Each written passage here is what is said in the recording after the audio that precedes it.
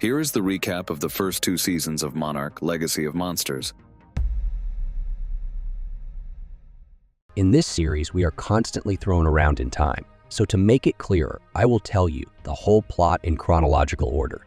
In 1952, a United States Army officer named Lee Shaw is sent to the Philippines to guard a scientist named Kiko, who has discovered an unusual spike in radiation. He doesn't really understand what exactly the woman is doing, but soon they accidentally meet another scientist named Bill, who has come here in search of a dragon.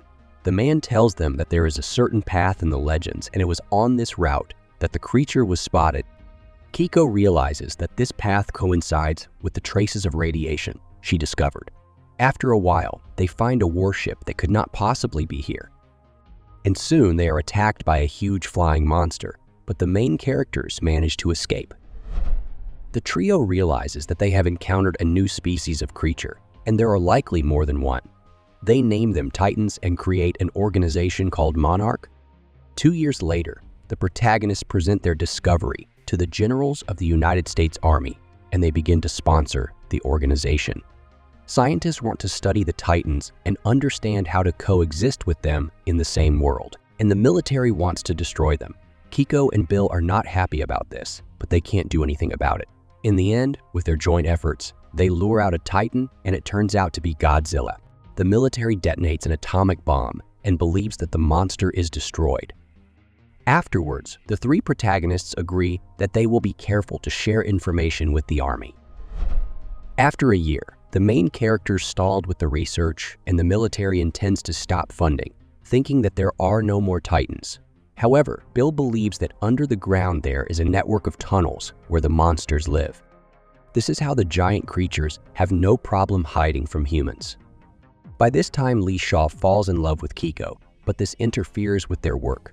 Soon the trio contacts a scientist who creates a device capable of luring the Titans. They activate it. Suddenly Godzilla appears, and the protagonists realize that he is not dead from mankind's most powerful weapon. Lee Shaw reports this to the general and funding resumes. We also learn that Kiko has a son named Hiroshi, who she has been hiding from everyone because she is a Japanese citizen and the government of the United States didn't trust her very much as it is. Bill eventually marries the protagonist and adopts the boy. A year later, the trio of main characters goes to Kazakhstan, to an abandoned nuclear power plant. According to their calculations, there should be an entrance to the monster world that Bill was talking about. Surprisingly, they find no radiation at the site, but under the ground they find a brood of MUTOs, which consumes it. Once down there, an earthquake occurs and Kiko falls into the rupture along with the monsters. The men then presume her dead. In 1962, Bill and his scientists find a wormhole tunnel in America. It is supposed to be a teleport to some space where huge monsters live. However, it only activates when a Titan approaches it. The scientists are assembling a capsule and a device that should lure the monster from the other side. Lee Shaw and 3 other people are to go on the expedition. At first, everything goes well, but when the capsule falls into the teleporter, there is an explosion and the portal closes forever. Bill tries to figure out what happened, but years later still doesn't know the cause. In 1973, as we know from the movie Kong Skull Island, Bill dies but manages to send the Monarch's secret documents, which eventually get to Hiroshi, Kiko's son. Lee Shaw regains consciousness in a hospital and is locked in a special dome. Soon he tries to escape and meets the grown-up Hiroshi, Kiko's son. It turns out that 20 years have passed and the protagonist can't understand how this could happen. He tells that the expedition team has fallen into a strange world, where huge creatures live and the laws of physics work differently. This is not a hollow Earth, which we saw in the movies, but something in between, and maybe in another dimension.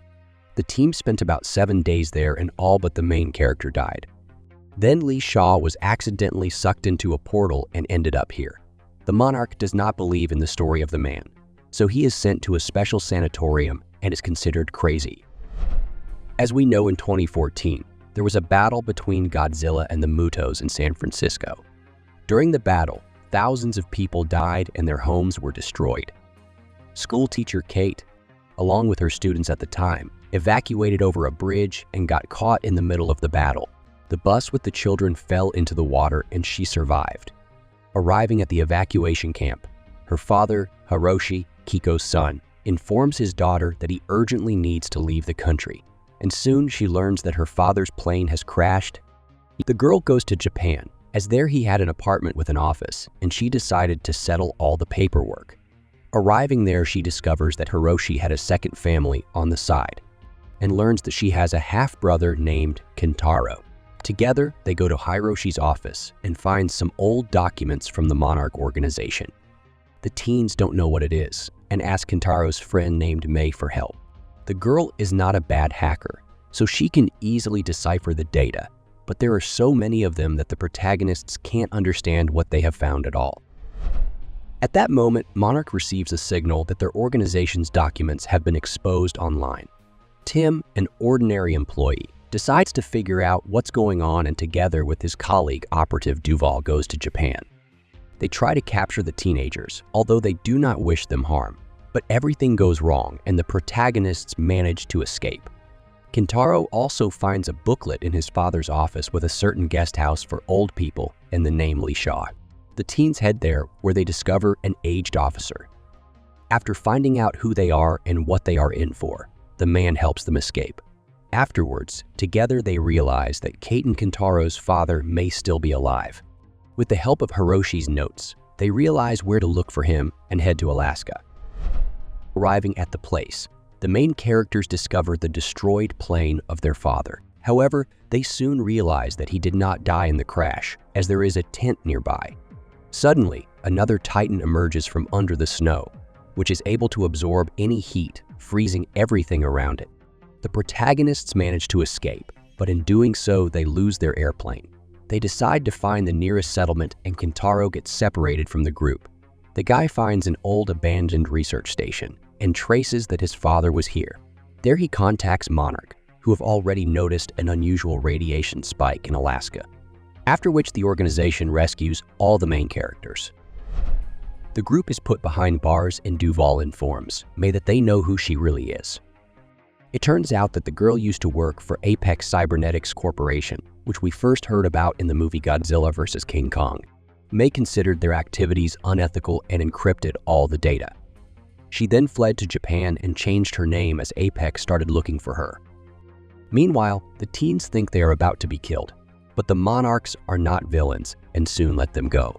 Meanwhile, Lee Shaw is kept, and they try to figure out how the kids, along with Old Man, who has been in a nursing home for 30 years, were able to discover the Titan.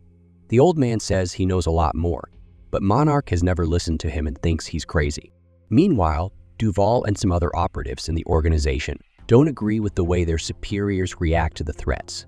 They release Lee Shaw, and he proposes a plan to take down the Titans once and for all. Meanwhile, the teenagers decide to continue their search for their father and go to San Francisco. There in the ruined city is Hiroshi's office, but the passage there is forbidden and violators are shot on the spot. The main characters, with the help of Cate's mom and her friends, sneak in. In the office, the teenagers find an unusual map, and from it, they realize that Hiroshi most likely went to Africa in search of another Titan. Back at home, they are met by Lee Shaw and Duval. They offer their help in finding Hiroshi and then head off to Africa together.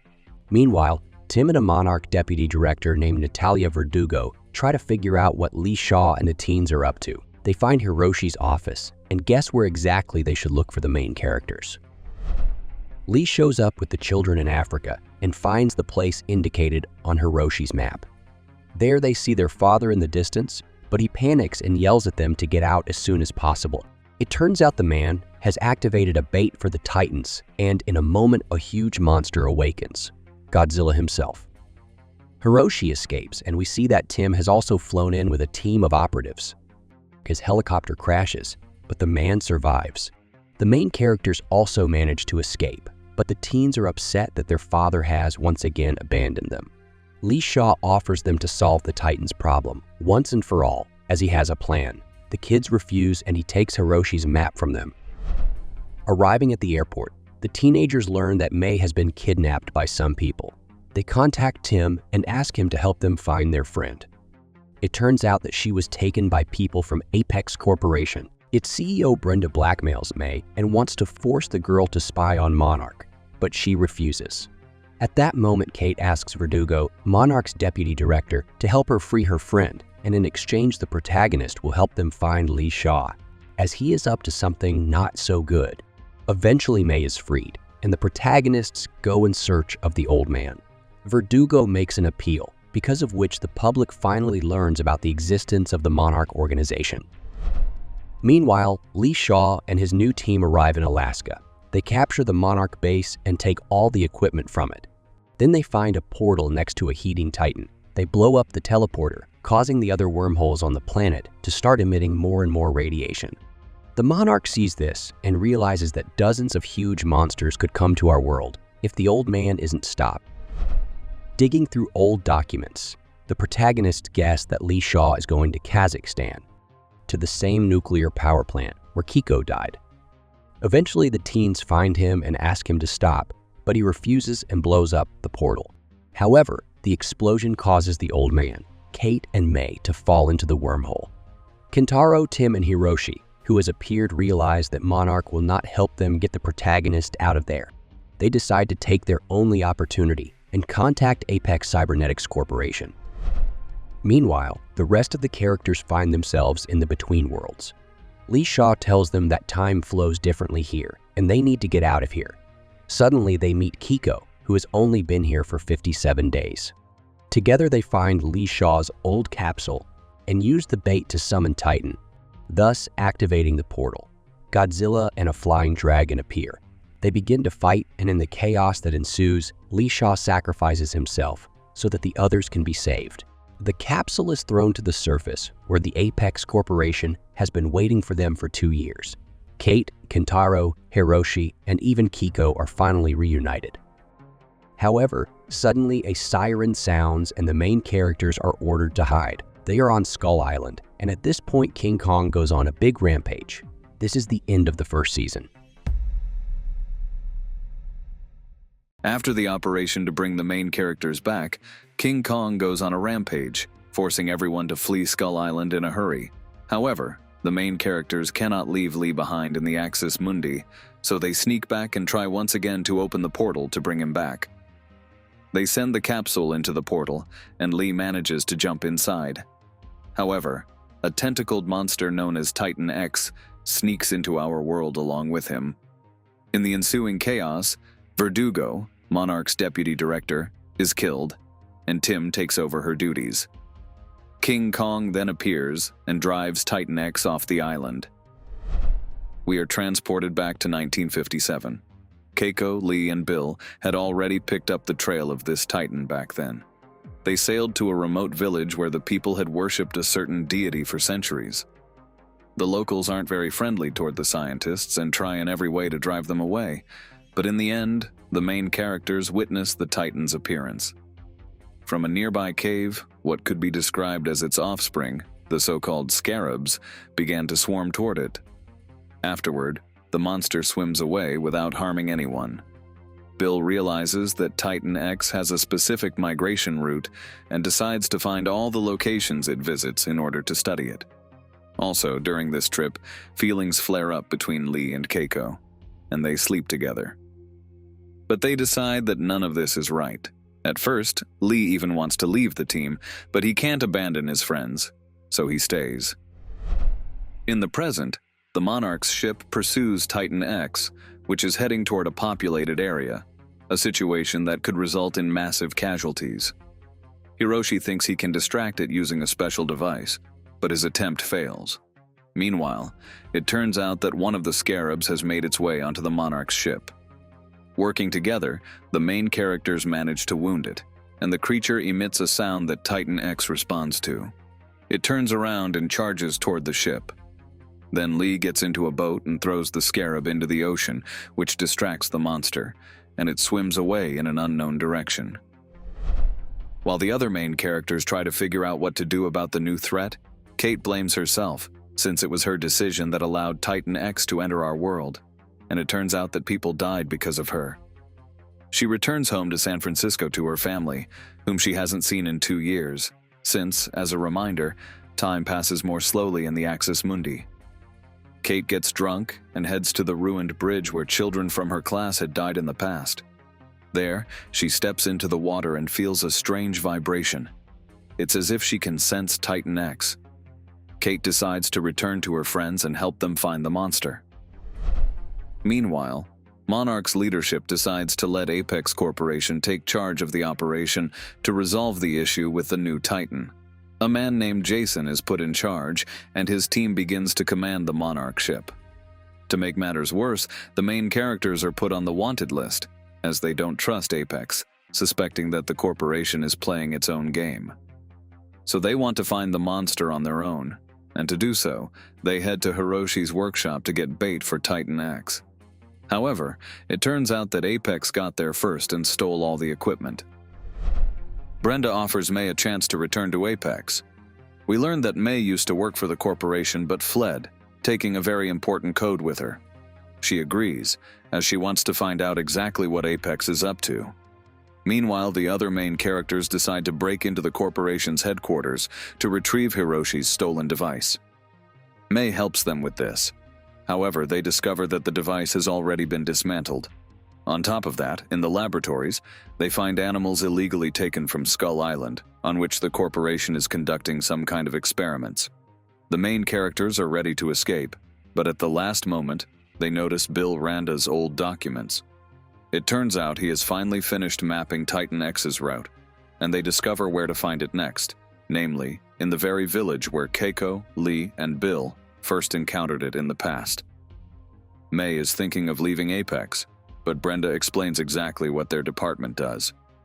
The Titan problem isn't going away, and people need to learn to live with it somehow. That's why they've created a special neural implant that can control the monsters. All that's left is to add the code she wrote to it. May agrees to join Apex, as she believes it's the best solution to the problem. Jason, aboard the Monarch ship, reports that they have detected a signal emitted by Titan X, but in reality, this is a distraction so that Monarch won't notice what Apex is actually planning. They are setting a trap for the monster, intending to implant a neural device capable of controlling it. The other main characters arrive there and learn the truth from May. She claims that Apex simply wants to learn how to calm the Titans, but Lee believes that the corporation eventually intends to use the monsters as weapons. May doesn't believe him and heads to the command center, where preparations for launching the device are already in full swing. Titan X appears, and Apex attaches a neural implant to it, but it cannot maintain control. The monster begins to destroy everything around it, and people rush to leave the area. Cate hears Titan X's scream. She seems to enter a trance and heads toward it. Hiroshi saves her, but he is fatally wounded and dies. The monster leaves, and Monarch soon appears. They help the survivors and take the rest aboard their ship. May joins Monarch and helps Tim examine Titan X's tentacle.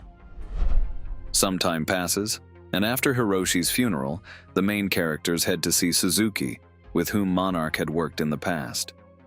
From him, Lee learns of the existence of a Godzilla bait that Suzuki had created earlier. Lee wants to lure the monster out so it can fight Titan X and rid them of the problem. Together with Suzuki, he heads to the nearest location where a rift can be opened, but upon activating the device, they realize they've picked up some other signal. Suddenly, Lee's own voice comes over the radio, but from the past, when he was still in the Axis Mundi. Remember, time flows differently there. Young Lee spots Keiko in the Axis Mundi, but his older self convinces him not to save her, since they'll do that in the future. Old Lee also asks his younger self to attach Monarch's tracking device to Titan X, who hasn't woken up yet. And he wishes him luck, since he has a lot to go through in the future. Soon Lee, using this tracking device, finds Titan X, who is laying an egg in the middle of the desert. The man activates the bait for Godzilla, and we see the monster waking up at the bottom of the ocean, after which it heads toward the bait. Meanwhile, Keiko learns that Cate is somehow connected to Titan X and can sense it in the water. They conduct tests and realize that the monster went off course when a neural implant was tested on it. Therefore, they need to return it to its original migration route, at which point the problem will resolve itself. They report this to Tim, who has also detected Monarch's tracking device, launched by Lee back in the past. However, Monarch's director believes that while the monster is still in one spot, they should launch a nuclear missile at it. The others realize that this will most likely do no harm to Titan X. So Keiko and Cate ask Tim to give them time and fly by helicopter toward the shore. But they crash. This is how they reunite with Lee Shaw, but they see that someone else is arriving here as well as Godzilla. A little earlier, Kentaro decides to leave the team because he's angry at Cate. After all, their father died because of her. Soon after, he meets Isabel Simmons, one of Walter Simmons' daughters. For the record, he's the head of Apex Corporation. We saw him in the movie Godzilla vs. Kong. Isabel invites him to her home, where she explains that she has nothing to do with her father's company. However, she knows a way to stop the Titans, since her team has been working on a solution to this problem in secret from Apex. Kentaro is skeptical at first, but eventually joins Isabel. From Monarch, the guy learns that Titan X is in the desert. While he's fighting Godzilla, Isabel's team steals the egg and flies away. Titan X follows them, and Godzilla, having escorted them to Skull Island, retreats. The other main characters, who were sailing on Monarch's ship, realize that Godzilla's job, so to speak, is to maintain balance. That is why he did not continue attacking Titan X, believing he had set it back on his course. Isabel's team arrives on Skull Island, and we finally learn what her plan is.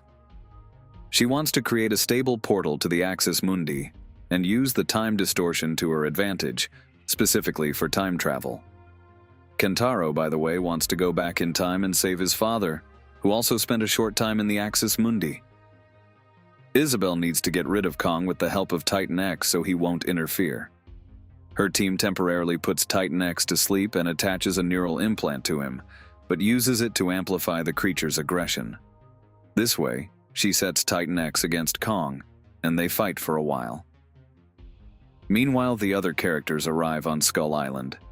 Thanks to Bill's old notes, Keiko and Lee find a location that serves as a stable natural portal to the Axis Mundi. This is where Titan X is supposed to arrive at the end of its migration. Meanwhile, the monsters continue to battle. But when Titan X spots his egg, he overloads Isabel's system and shuts down her neural implant. Kentaro and Isabel realize their plan has failed and flee. The remaining characters hijack a helicopter, and Cate somehow manages to attract Titan X to her. They then lead him to the rift they found earlier. The creature thanks Cate and goes to the Axis Mundi. 6 weeks later, Keiko, Cate, and May officially join the Monarch, and their first mission is to find Kentaro and Isabel, as their plans could be very dangerous for the whole world. Meanwhile, Lee Shaw is also trying to track them down, and learns that for some reason they have set their sights on a Titan named Rodan. This is the end of the second season. Don't forget to subscribe to the channel and click the like button. Thanks for watching, goodbye.